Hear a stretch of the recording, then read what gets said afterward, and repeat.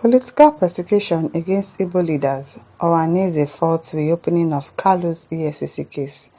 Announced in the news info.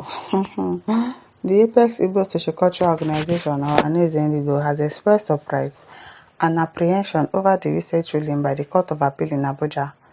It said the judgment granting the Economic and Financial Crimes Commission (EFCC) the latitude to challenge a federal high court decision that had previously barred the prosecution of former Abia governor and current Senator Orji Kalu was shocking and transcended mere judicial deliberation. Well, if anybody has been corrupt and EFCC wants to open their matter, let them open it, abeg.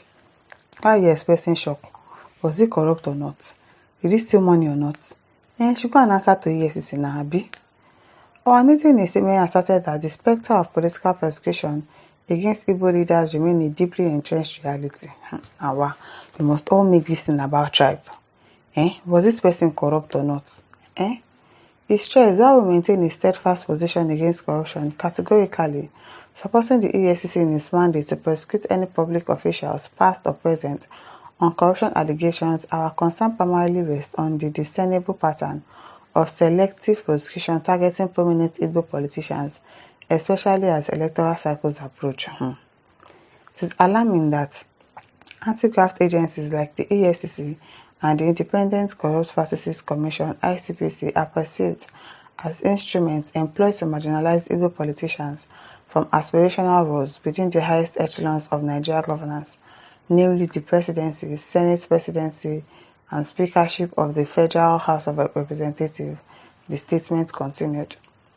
Ohanaeze said he holds an unwavering commitment to a zero-tolerance stance on corruption. However, we cannot ignore the conspicuous disparities in prosecution levels across different regions. Okay, I understand what they are trying to say, that even if you want to prosecute Orji Kalu, it's fine, but don't be selective in your corruption fighting, and make sure that everybody that has been involved in this corruption thing in the country are being arrested and prosecuted by EFCC. Okay, I agree with that. They should not be selective.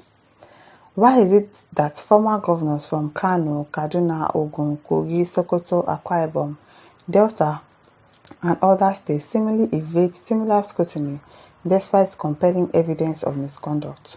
True. The continuous and overt targeting of Igbo leaders underscores a troubling reality. Selective prosecution itself constitutes a form of corruption. We firmly believe that there is a palpable unease within the Igbo community regarding the renewed proceeding against Senator Orji Kalu. The clear intention appears to be a systematic effort to displace him from his position in the Senate and possibly imprison him prior to the 2027 elections. Senator Kalu has consistently stated his intentions not to vie for the presidency in 2027.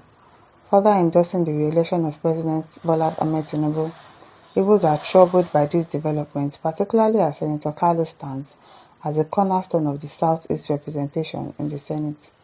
Distinguished for his commitment to delivering on electoral promises, prioritizing the interests of the Igbo people above personal ambitions. In light of these concerns, we call upon the EFCC to adhere strictly to due process in executing its constitutional duties.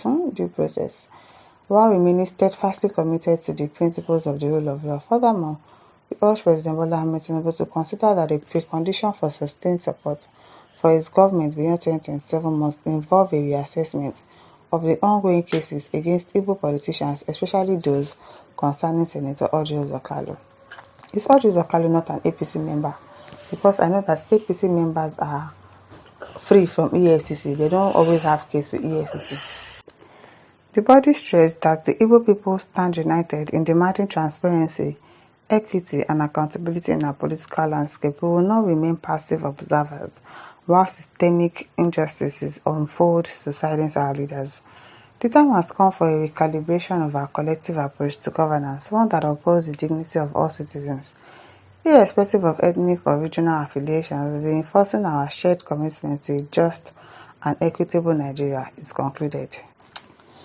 Well, it's true what they are saying, Sha, that even if you want to prosecute Orji Kalu, make sure that this thing is fair, it is equal, it goes round.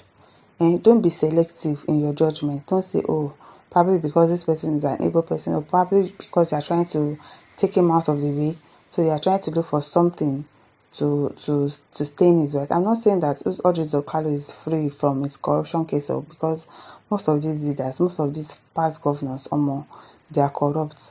But really, EFCC should go after all of them and not just selecting some people and saying that this one, no, he's an APC member, we are not going to arrest him. Or some of them, you arrest them and then you let them go at the end of the day. You let them go. It is well. Jason Norman says, why would EFCC exempt people from prosecution? A genuine Igbo leader should be clean from corruption. Well, I don't think Orji Kalu is. I don't think so. Because if you don't have anything that you've done, they will definitely not have anything to use against you. They will not. If you are not corrupt, if you've not stolen anything once, they will not have anything to use against you, because it's because they have something to use against you. It's because of that. Okay, Knocker says, I believe that some people in the system want him out of their way. Who knows? Kema Ozoechina says, he's a selfish leader that doesn't bother about the economic hardship in the country. Oh, maybe you see.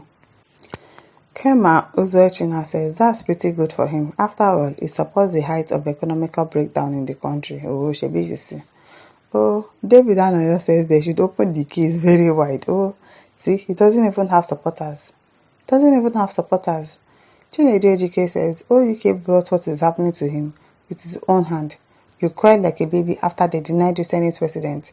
You embraced Tinubu and Buhari instead of your able brother, thinking your sin will be forgiven. See how they continue disgracing you. Your political career is finished. See, his people are not even in support of him. Fancy Chima says, Oga, let him face the music. Any person who looted public funds must pay for it. This one has nothing to do with Igbo or not Igbo. Chukwu Sabaistan says, I think that nobody should have immunity on prosecution and we should join hands to strengthen these institutions if we are to make headway against corruption in high places. Even the senators that are supposed to enact these laws are the obstacles to an enabling act. Yes, so because none of them has ever introduced a bill against corruption. How can? They cannot now, because all of them are corrupt. They will not do that. And if you check their profiles, you find out that most of them looted their state treasuries. Yes, so and the rest are corrupt as well. Because I really do not get this idea of, once you are done with your governorship tenure, you go on to become a senator. Why? Why are they even doing that in this country? I'm surprised that most of our governors, ex-governors, once they are done, they go on to become senators. Can't they go to their house and sleep? Or go and find something else to do? Must still be politics, really. I still do not like the idea behind that. I don't. Listeners, over to you. Leave your thoughts in the comment section. Don't forget to like, to share, and subscribe. Thank you for listening. See you some other time. Bye.